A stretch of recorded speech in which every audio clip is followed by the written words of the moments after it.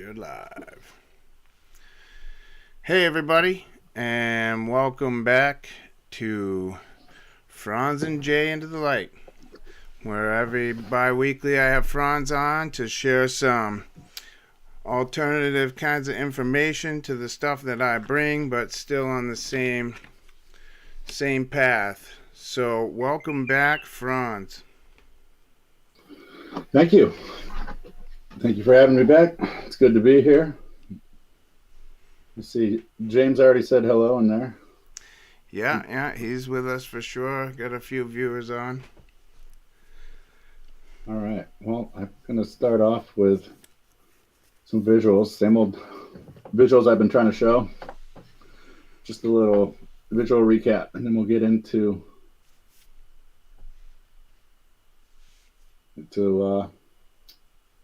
what I have here for you. So by now, I think we should all know what this is, right? Yes, sir. You could literally just type in Satan's logo and get this picture. And I've been showing that these shapes are popping up everywhere. I took a trip around the globe last week. Here again, the triangle symbol. It's a good little visual to get your eyes going on all these symbols. And I showed you how it all shows up in topography, map layout. This is Washington, D.C. again. And the overlay of it, all the symbols show up.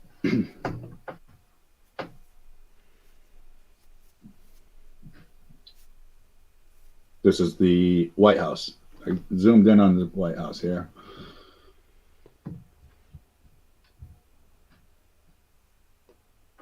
And then I found this picture of the East Dutch India Company. Man, I heard from about 1735. Them. Sorry, go ahead. So I'd like to trace the money too. If you're, following the money, you can follow it all the way back. Just on this coin, though, is what I've been saying about them is they're Venetian and Druidic. So they're magicians and bankers. And on the top, there's the symbol for Martin Luther's 5-point rose. And again, Martin Luther, he's the one that started the Rosicrucianists. And it's all in the symbolism. So, I think I showed you guys this picture way back, one of our first videos. Yeah. It's a time period I'm staying to here too. And all these sacred geometry symbols show up in architecture. I'm kind of slowly shifted into architecture here to bring in a topic of what we're going to be discussing. So that the building I just showed you was in Boston, and then this one is in New York.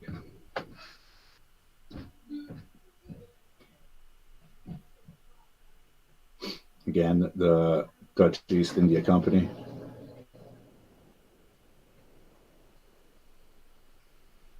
And I had to show this one. This is the last two slides. This one is in England. So basically I'm trying to show you the similarities in the layout, the road layout, structures, the infrastructure, topography, and agriculture. Or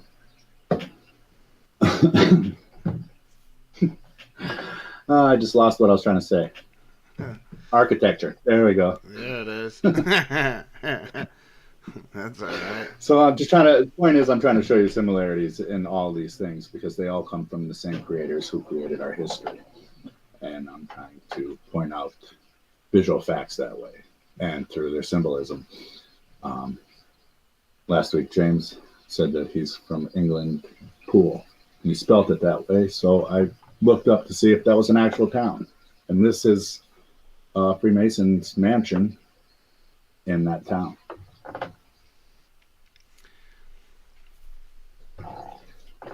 So I'm coming back into America. I don't know if you ever heard of Indian mounds. Indian mounds? right. This one I have up here is called Man Mound. That's I think it's Minnesota, maybe, Is that a or road going across the legs there? they, right. And then they painted the legs back on. That's So crazy. all over our country, um, including my town, um, there's mounds, there's earthworks. Um, the indigenous people who lived here before, who I believe would be the lost tribes, they've done a lot of earthworks. They've done a lot of topography and building um, communities where the tribes come and gather, and that would be a town, pretty much all the way up the Connecticut River Valley in New England. Each town is traced back to the Dutch East India Company settling and colonizing, and machinery and manufacturing was all the way up to Connecticut. They powered factories with water power. But all the towns I've discovered over the years can trace back to an Indian mound or a gathering town. And Ohio's filled with them. Um, So this is the time period. Go ahead. would this be like in line with like the Serpent Mound? This is absolutely. This is not too far. This mound here is from a serpent mound. I have that next. All right. So I jumped right from like the Middle Age, the 14, 15, 16 centuries in the England, because this is about the time period in Northern America. This is our medieval times. And what Jay was just saying, this is the Serpent Mound. It's ginormous. Yeah, that thing is huge. I think it's Um, real. it could be.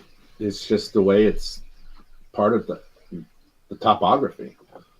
It wasn't just this mound they built on this natural hillside. The whole hill is artificial.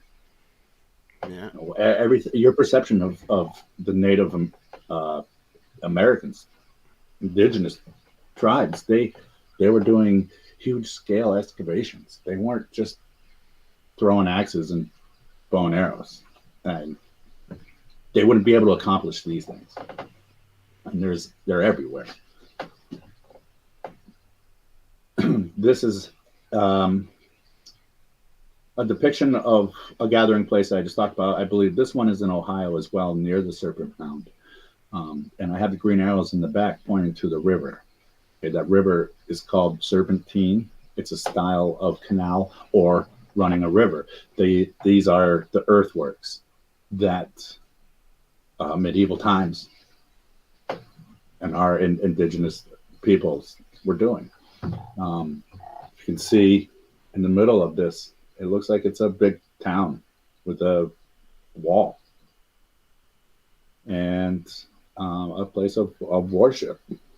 Yeah, it looks like a big temple. It does.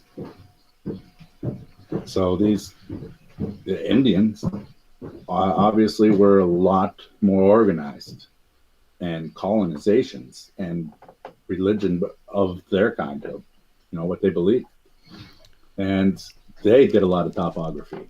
So what I showed you last week in the trip around the world of the maps um, is their way of putting their symbolism right over what was already here. We built on the foundation. Right. Hmm? Um, this is Washington, obviously, and just giving you a little visual again. So I asked James last week, the listener, if he knew who Lancelot Brown was. I asked because I take it that what he's known as Capability Brown is the more common name. He was an English gardener and a landscape architect.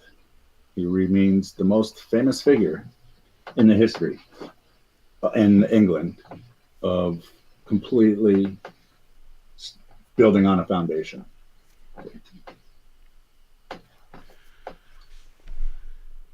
They call This him is capability. capability. They call him Capability Brown. Oh man, that's classic. So he in your perception of a gardener or a landscape architect, you think, a landscaper, he's going to come by with his little bucket loader and make a little brick wall.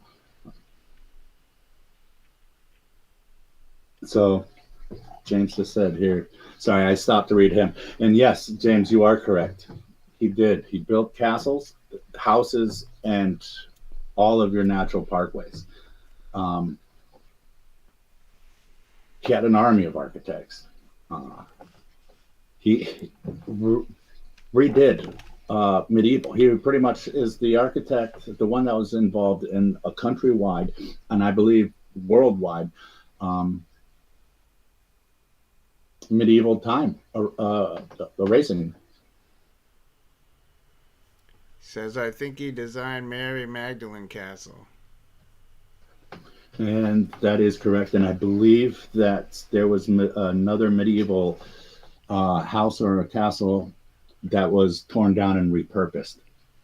There is a lot of that, and I have another.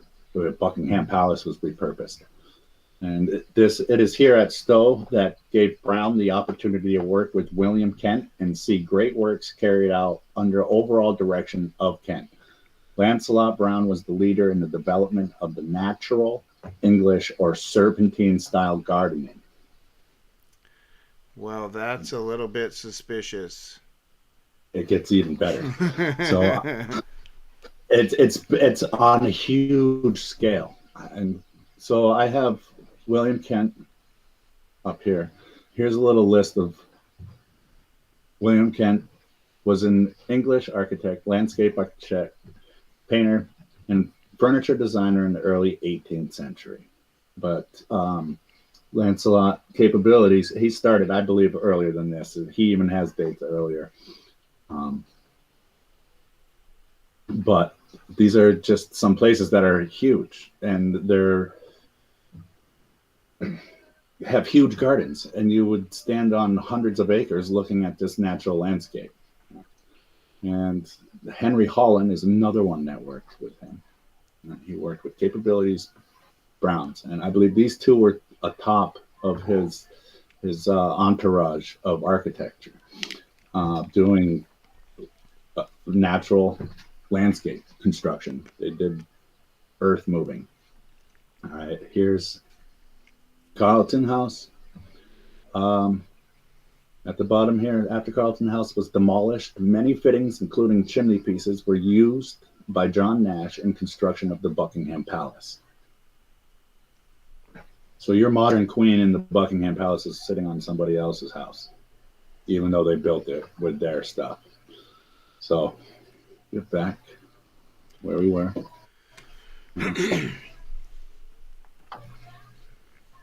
These guys are all Freemasons too, by the way.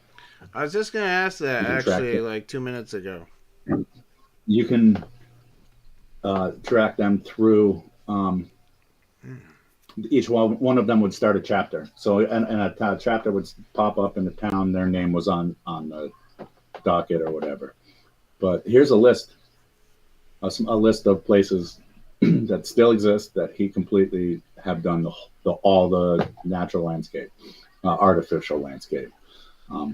I don't know if I'm going to pronounce them all right, but got Blenheim Palace, Sherborne Castle, Bullwood, Longleat in Worcestershire, Chatsworth, Harewood, Friar Park, Stowe, I just showed you, Gotten Park, Groom Court.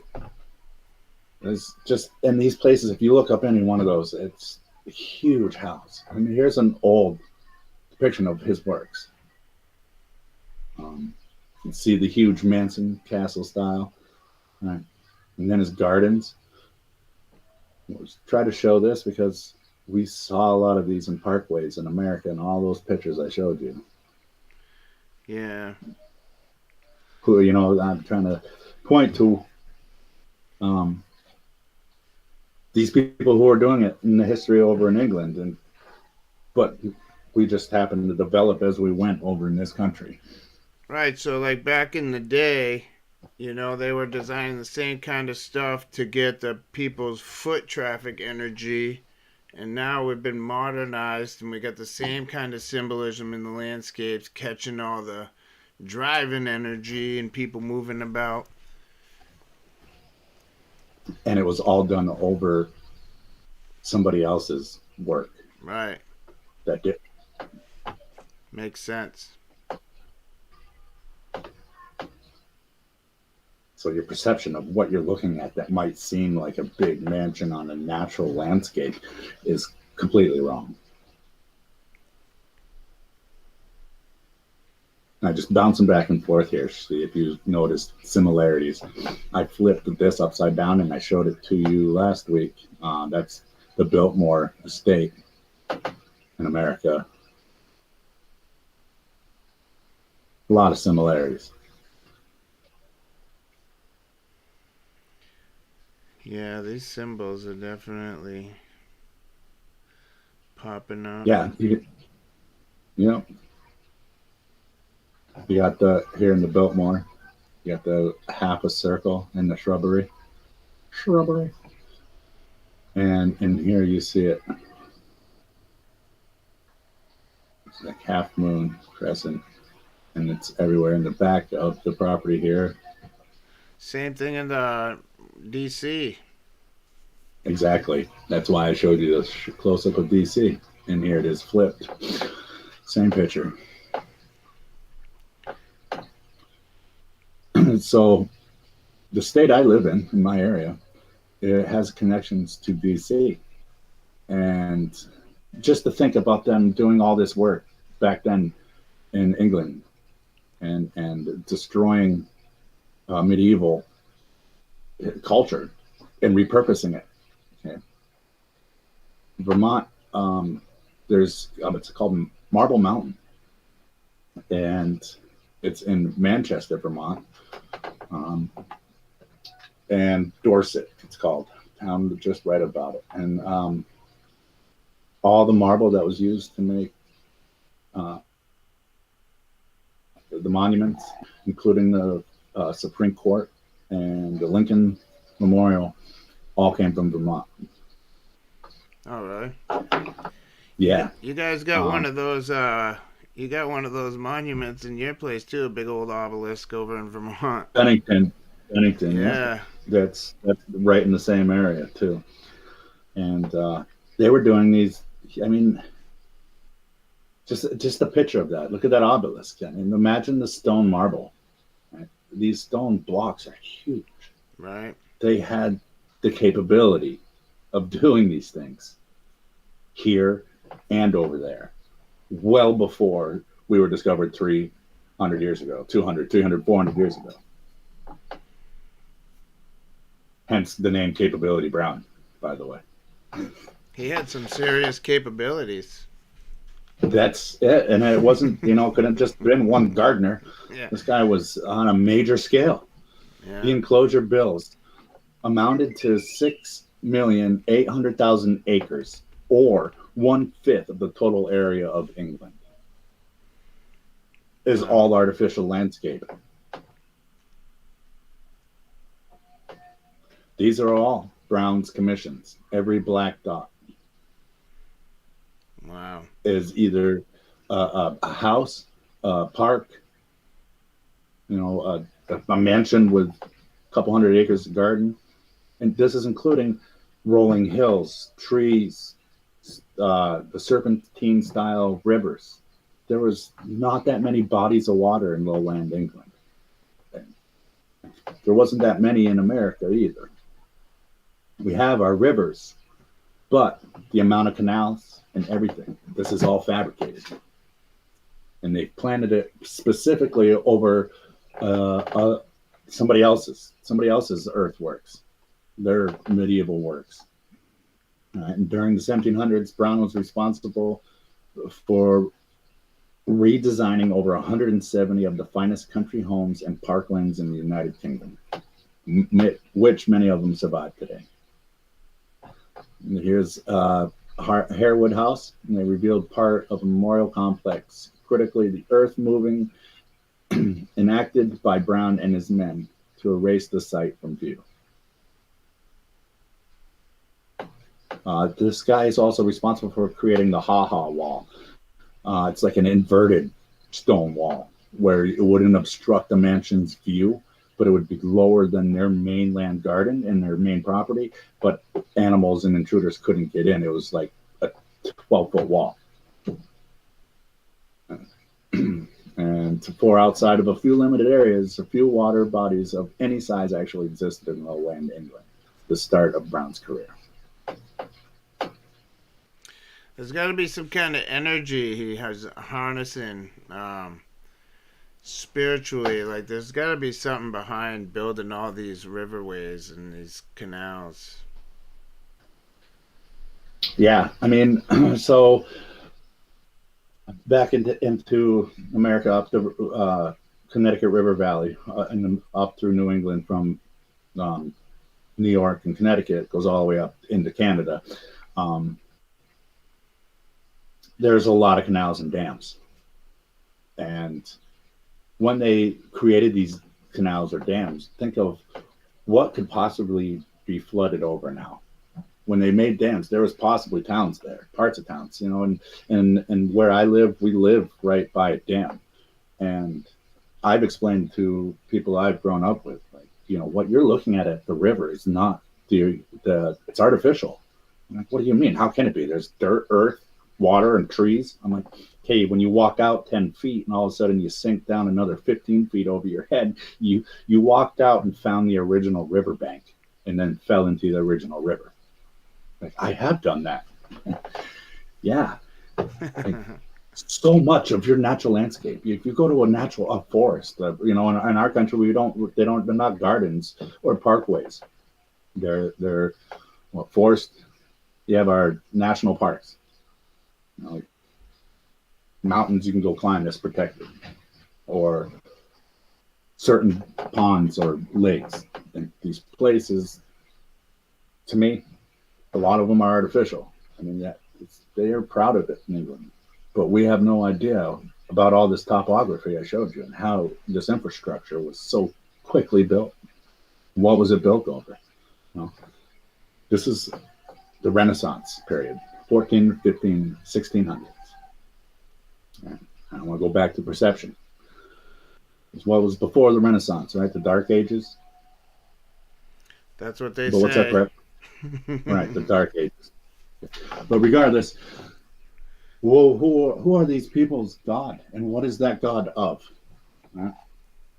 Of light. They worship light because it's the God of light. Do you understand what Renaissance is?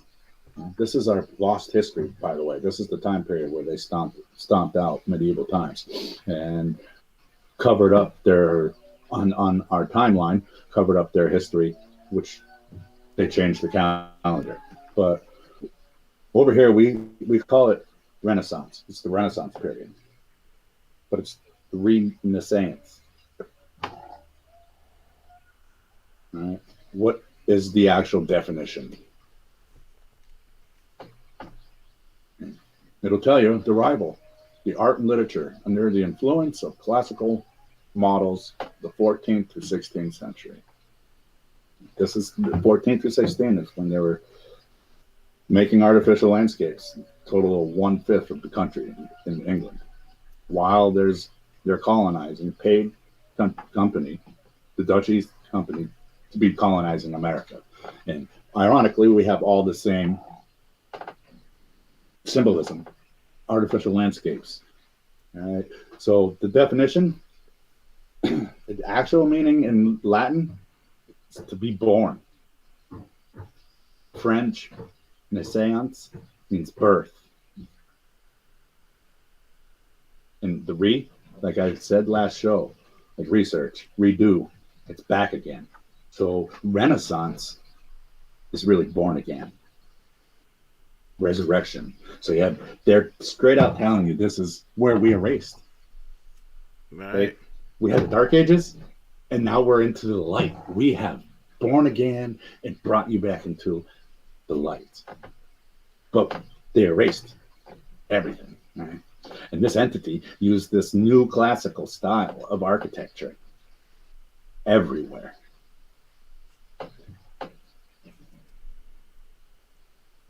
And the style is extracting elements from Romanesque, Gothic, Middle Eastern, and Moorish architecture styles. And it wasn't just England and America. This was everywhere. All right. And they began replacing the old medieval world, in many instances, completely fabricating history. This is the old St. Paul's Cathedral. Yeah. This is during the Renaissance. All right. Here it is now. This is the new St. Paul's Cathedral. Kind of looks like the White House, but Yeah, a lot of places do. it's that new classical. Yeah. And if you just look up classical architecture, you're going to get Rome, the Roman era.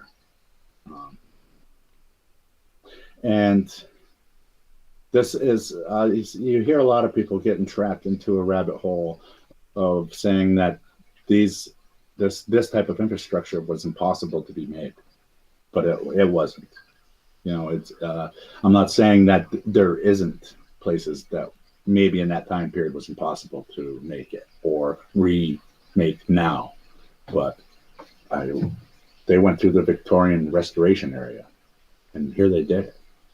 They suppressed technologies of steam power, water power, and what you think you look at as a Victorian cathedral has been restored.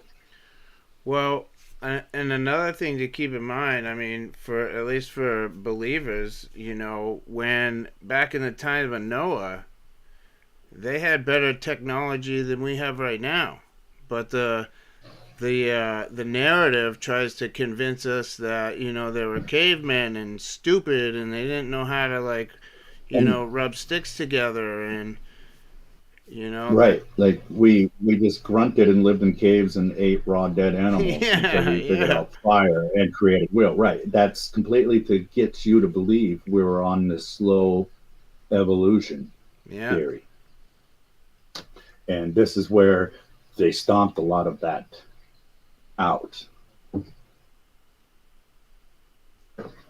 And this entity deliberately delayed industrial revolution for 300 to 400 years. So where do you think the internet? Who invented the internet?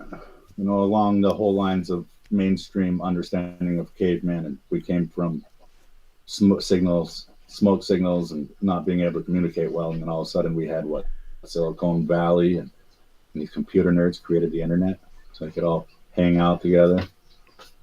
It was actually DARPA CERN. and CERN. Yeah, that's in my Matrix video. DARPA is the Defense Agency Advanced Research Agency. So they're basically military engineers. And what you're looking at is military engineers with a suppressed technology. Okay? There's some abbeys in England, like monk abbeys, and you would think they're just monks, right? And they're in their woolen brown cloth, but they were manufacturers, smelters, manufacturing iron on a scale equivalent to England and America in the 18th century. It's how they were building these new classical White Houses and memorials all over, right? In this layout, in this topography of symbolism, sacred geometry. Makes me go back and wonder and look at these pictures like, okay, so I pointed out there were circles, but what are they? The intelligent people who were here before us in their earthworks, what were these roundabouts? Did it have some natural grid ley line energy? And like Jay said, it's redirected, and you're scrambling it up, or it's used as magic. Oh. So that was a famous name in England during those periods, right? And he was into completely refabricating the history and the timeline and your understanding of where your everything you look at in modern time. Right? And for our country, we have Christopher Columbus, and these are the three ships that he came across: Nina, Pinta, and Santa Maria. Um, Back to perception and understanding and of what is this? Who is this? All right. So I started thinking a few weeks ago, I'm digging into this. Well, who was the main character in what we know today in our country, in the United States? And I thought Columbus. I'm like, okay. And I've been showing a lot of topography of Washington, D.C., District of Columbia. So I'm like, well, why do we even use Columbia so much? Why do we call it Columbia? And I discovered that there's a lot of mysteries behind just the name of Christopher Columbus and what we know. Okay.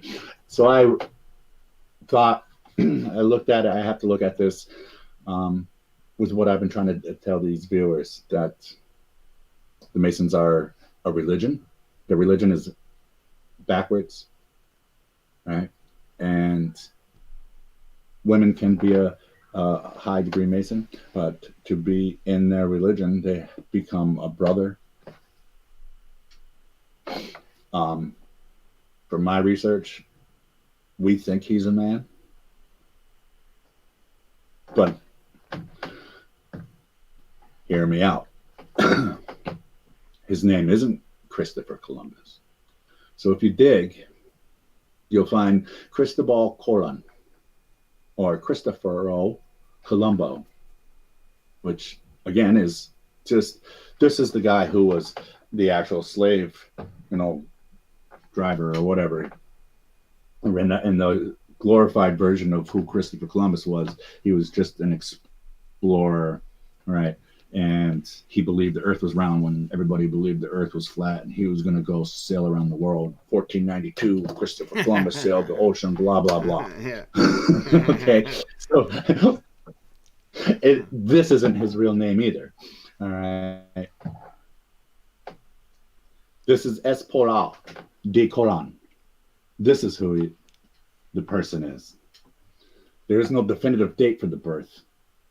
It is believed he was born between August 26th and 31st, 1451, which is actually exactly what's said about Christopher Columbus. He was a great navigator. He was not. Espor is from a poor family of basket weavers, and he ran away to the coast and got on a ship and started a job. So that sounds more true than, sailing around improving and just... He didn't set out to be a great navigator. He started on a fishing vessel, and all of a sudden he's a great navigator. He's going to work for the crown. Right? This is his facial features. And more I look at him with the understanding of the Freemason and their religion and the esoteric teachings, feminism and man, they both are the same. You got to get in touch with your feminine side. Duality, right? So a woman to the public, a writer who I was pulling pages up for the last show last week, was a high degree Freemason, and it's some of the highest sources of their teachings. But if you look her up in the book, she's brother so-and-so. So there's so much of using the same name or the same person for a different character, or a female version of a person. This goes into the religion because Satan has a female version. Every demon has their feminine version. I can't look at these predominantly great navigating or explorers or builders or architecture. They have feminine qualities about them. And I can't help but wonder if it's a man being feminine or a female being a man to the public eye. Okay. So with that, I went back to the three names of the ships. Right? First one is Pinta, Spanish, Portuguese, and Jewish, meaning shameless, outrageous, or imprudent. Right?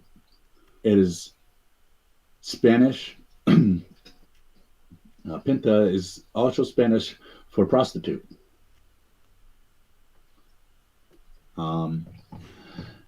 Then you got Santa Maria. Yeah, I was just looking at that. I saw the Holy Mary, Saint Mary. That's like one of Lucifer's go-tos. Yes, it is. Yes. So it's feminine and meaning, and it's dual, right? And so are all the other words, right? So Santa, meaning holy, cross is another feminine word, means holy cross. Right?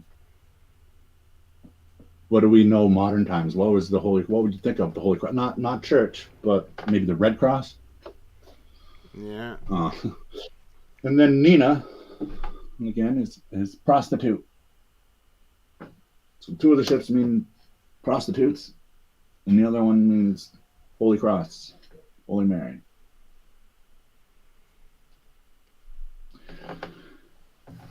Which led me into trying to figure out, okay, so why am I thinking of Christopher Columbus? And it leads me to thinking of why does the world, these controllers use the word Columbia so much? So I looked it up. Columbia is a female national personification of the United States. Yeah. It is a historical name applied to the Americas and to the New World. Oh, the New World? It's a female national personification. Okay? It's a female goddess. Yeah. And it straight comes from Columbus. You know who that is? Who? That's Mystery Babylon. In the Bible, in Revelation, that's Mystery Babylon. That's who that is. This is awesome. Keep going. So I wanted to get into personification, right? Let's get into the definition of that. An attribution of personal nature or a human characteristic or something non-human, or the representation of an abstract quality in human form. Right? Meaning, we think it's a man, it could be a woman. Yeah. She wasn't a captain or the navigator. She was hired to play this part. And if you do this, you will be personified for eternity as a goddess. Right. You prostitute. Yeah. So, in other words that are similar to personification, I underlined the two ones here: incarnation and epitome. So I gave you pulled up a definition of those. Epitome, a person or thing that is a perfect example of a particular quality or type. So they picked this female to play, or picked this male to be the explorer. It's a summary of written work and abstract. It's a thing representing something else in miniature. And incarnation, a person who embodies in the flesh a deity.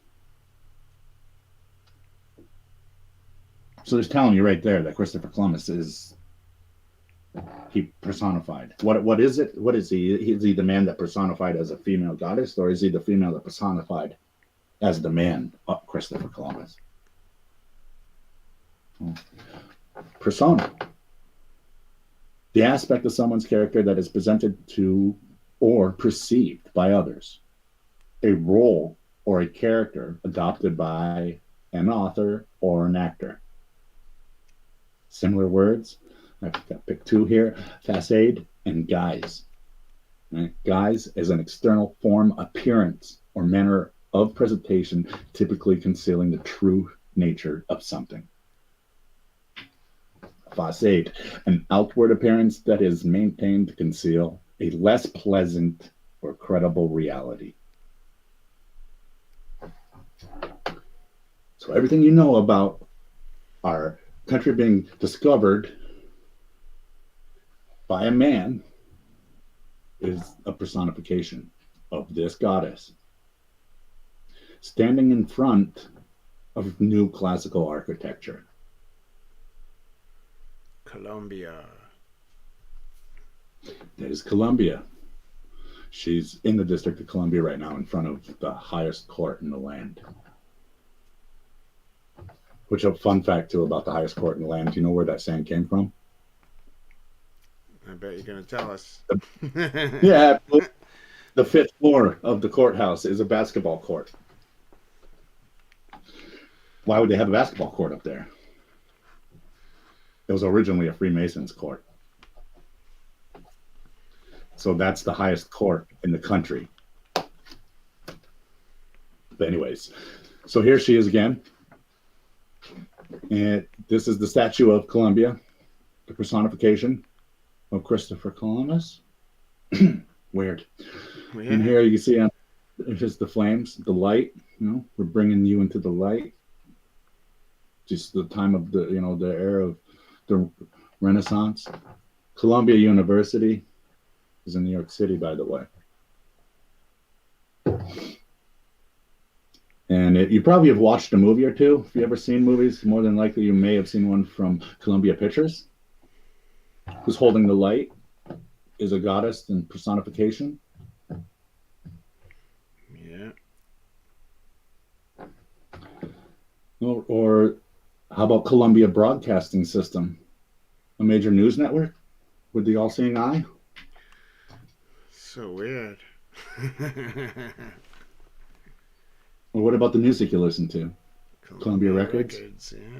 Yeah. Looks like a Q too, kind of. Doesn't it? If you turn it the right way, it looks like the Egyptian eye with the makeup off to the side. Oh, yeah. You know what I mean? So here we are. Well, I broke down the word Christopher since I found all that about Columbus, but I want to escape out of this quick because I just gave you a few visuals of how much we use Columbia. I kind of want to run you through this because there's like 50, 60 something places in the United States alone that use Columbia. Columbia Plateau, Columbia River, Columbia Bar, Columbia County, Columbia Valley, Columbia Lake, Columbia Wetlands, Columbia Glacier Lake, Columbia. Right. Then now you got the Rockies. They go into into Canada. You got your Columbia ice field. All right. And you got popular places: Columbia City, Columbia County, Columbia District of Columbia, Columbia Township, Mount Columbia. Okay. Canada was a country acknowledged by the Royal Crown a year after the United States was. They have British Columbia, but they have also a town in British Columbia. Columbia District. Here it is, Columbia, British Columbia. They have a town, a street Columbia in Columbia, British Columbia.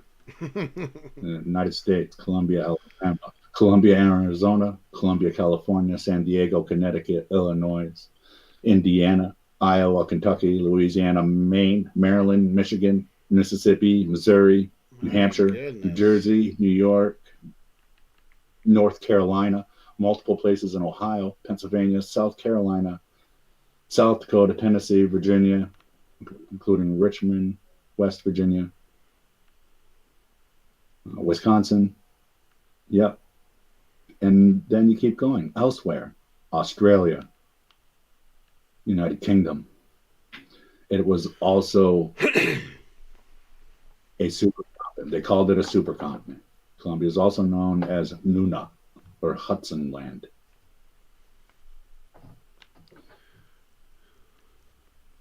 So, Wait, is Nuna? just to give you an example of why it was so, yeah, That's pretty NU. close to Nina, don't you think? That's what I was thinking. Yeah, that's why I wanted to point that out. The prostitute. Yeah. So there's just way too many similarities in this one person, in all these locations. I wonder if this is that entity. This is all their territory.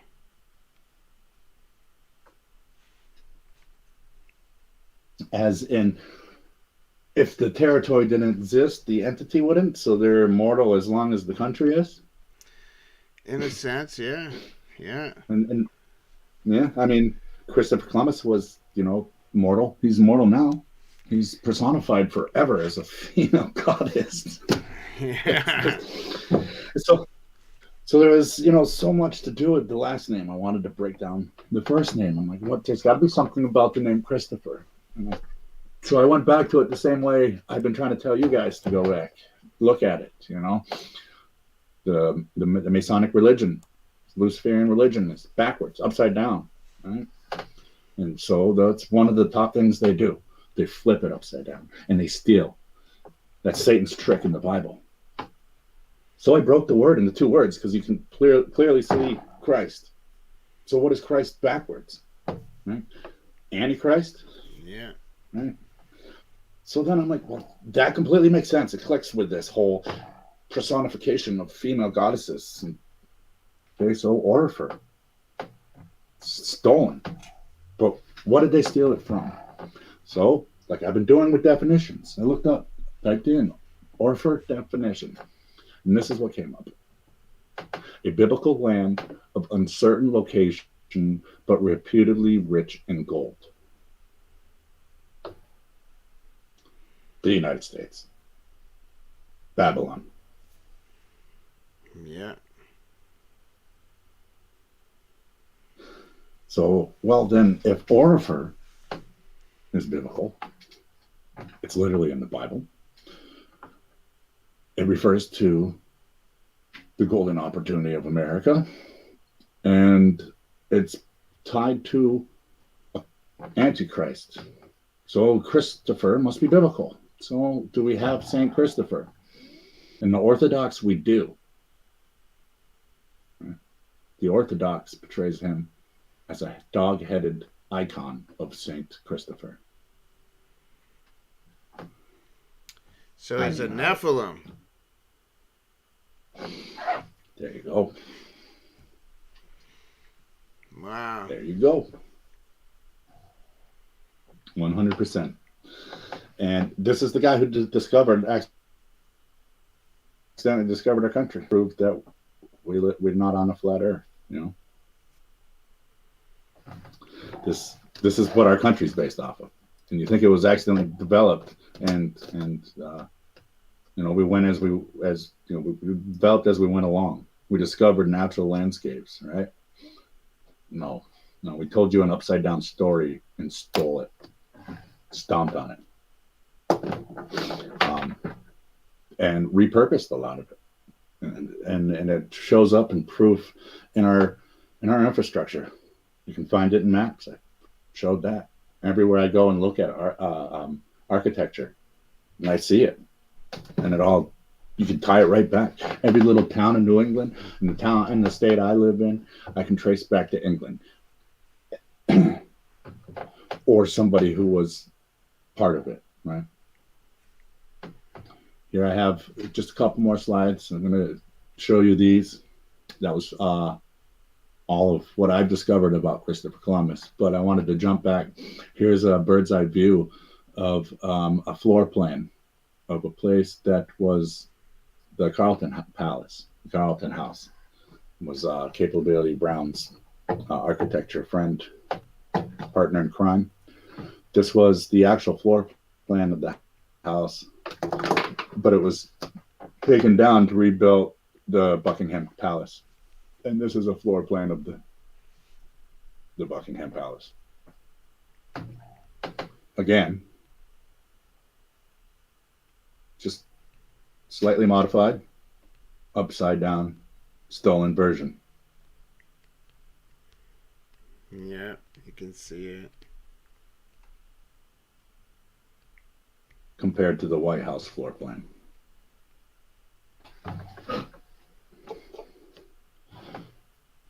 One and the same. Always the same.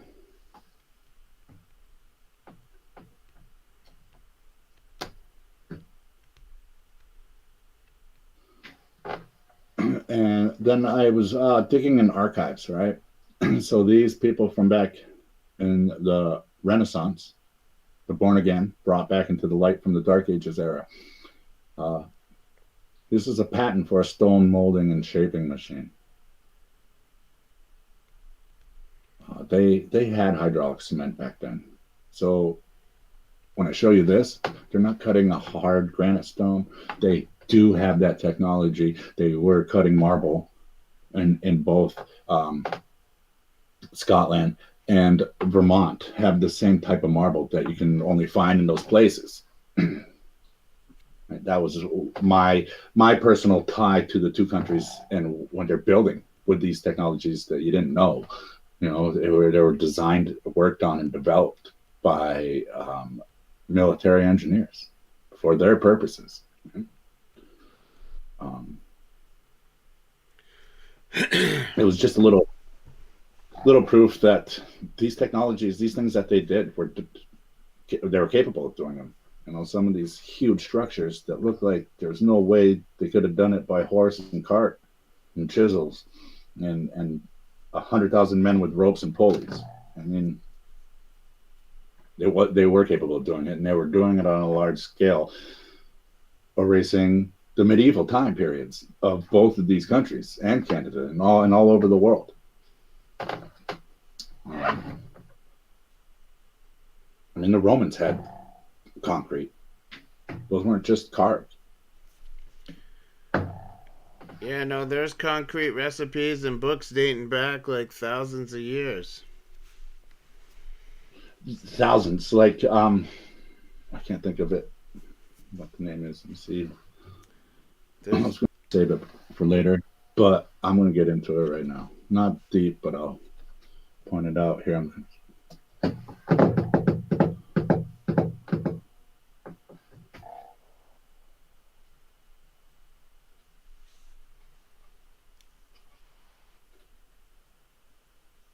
Anyways, yeah, while I'm looking here.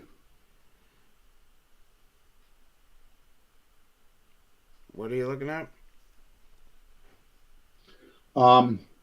Like monasteries, monks, and there's abbeys in England that predate these time periods I'm talking about, and they were making iron, mass producing it on a large scale.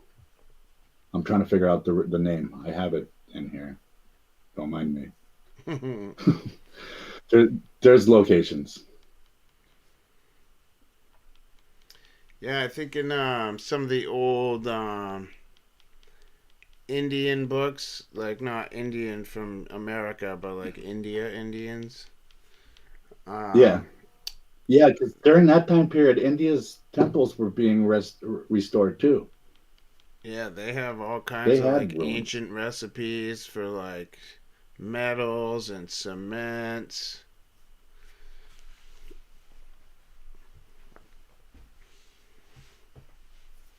Yeah, and it wasn't just um, a mortar cement; it was a hydraulic cement that we use today. And a funny thing, what is the Trump Tower in New York built out of? Everybody told him he was an idiot for just using hydraulic cement. He was the only one, the first one to do it. The Trump Towers. Yeah, their cement was like high quality. Yeah, here I got this article here. It talks about the Roman Empire and back to the 13th BC. They were manually sawing stone. The 13th century BC. Just down here, 6th and 7th AD. Showing a mill, machinery improved.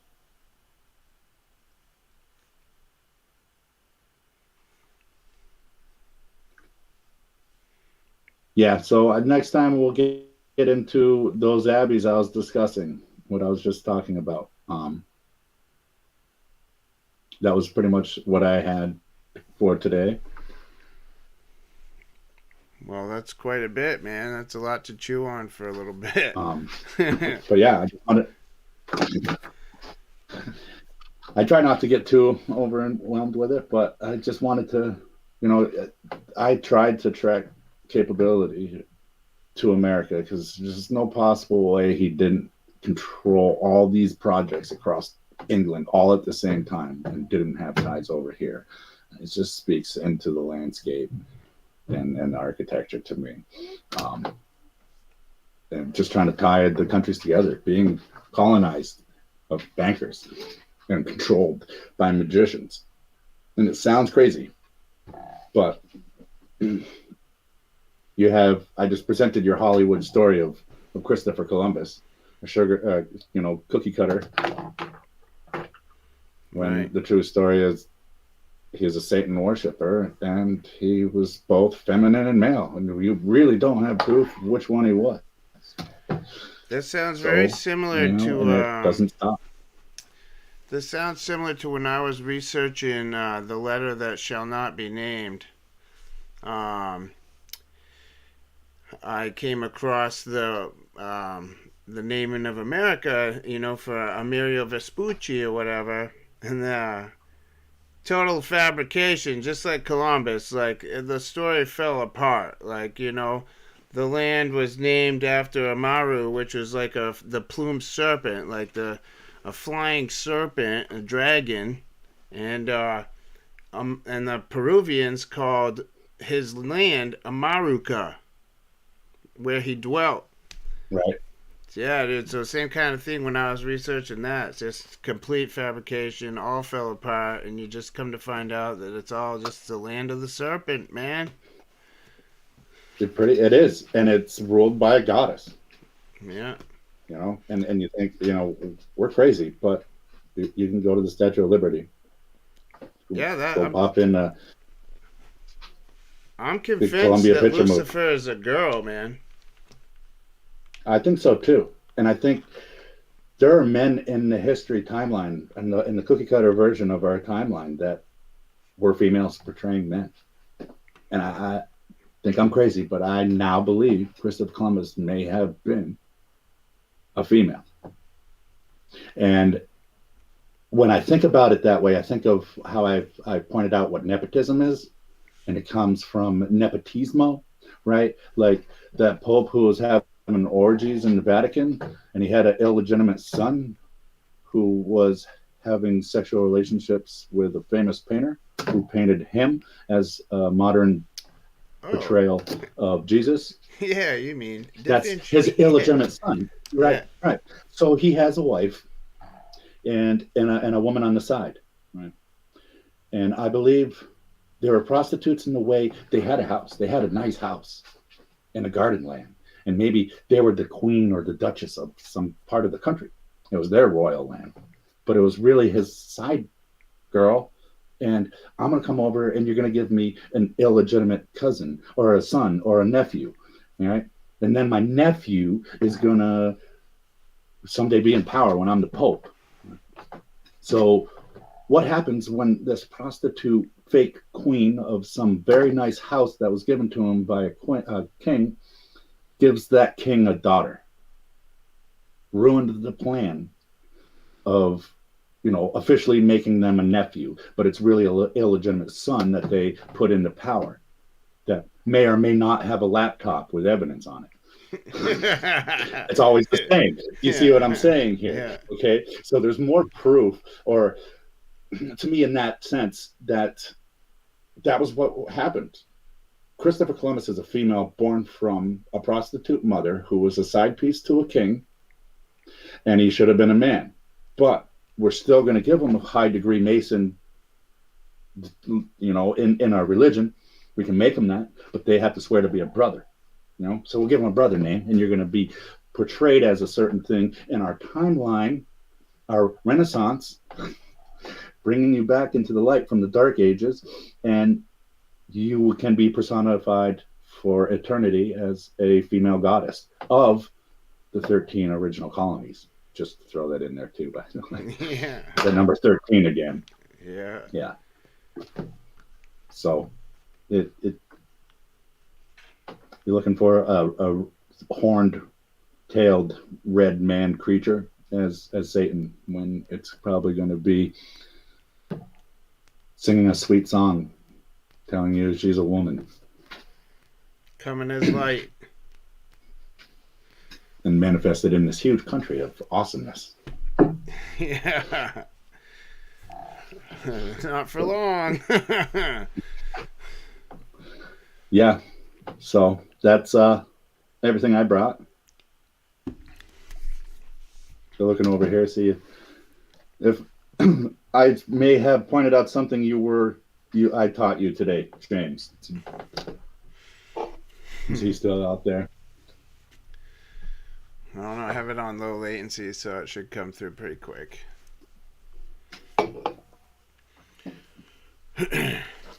No, that was a great presentation, Franz. I liked Thank you. I liked the journey. Yeah, he's still there. Awesome. Yeah, so there we are. And that's what I have. And if you did learn something, James, that's awesome. I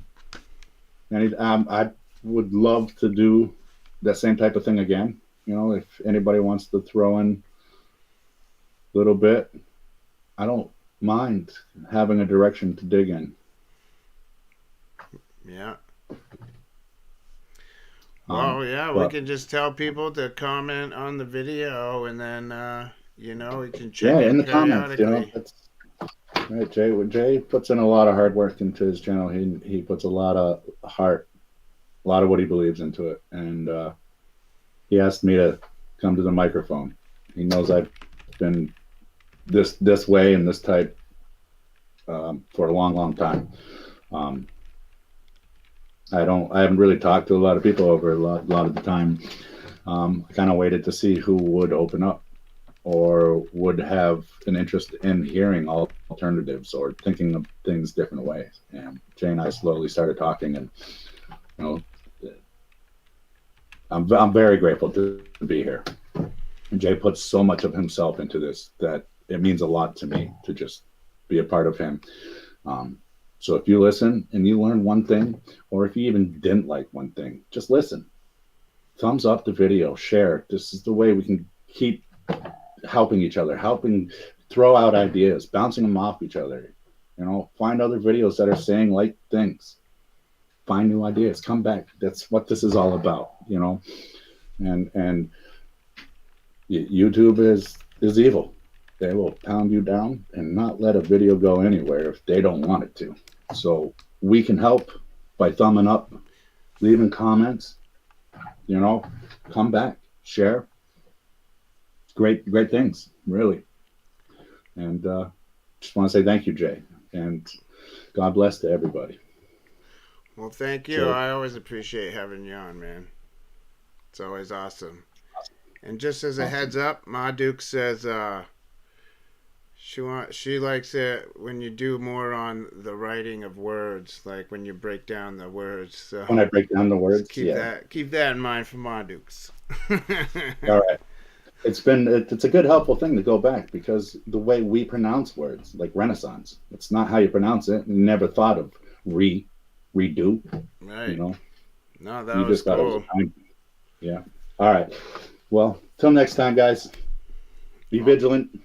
God bless. God bless, brother. Take care. Thank you. Thanks, everybody, for coming. God bless you all. Take care.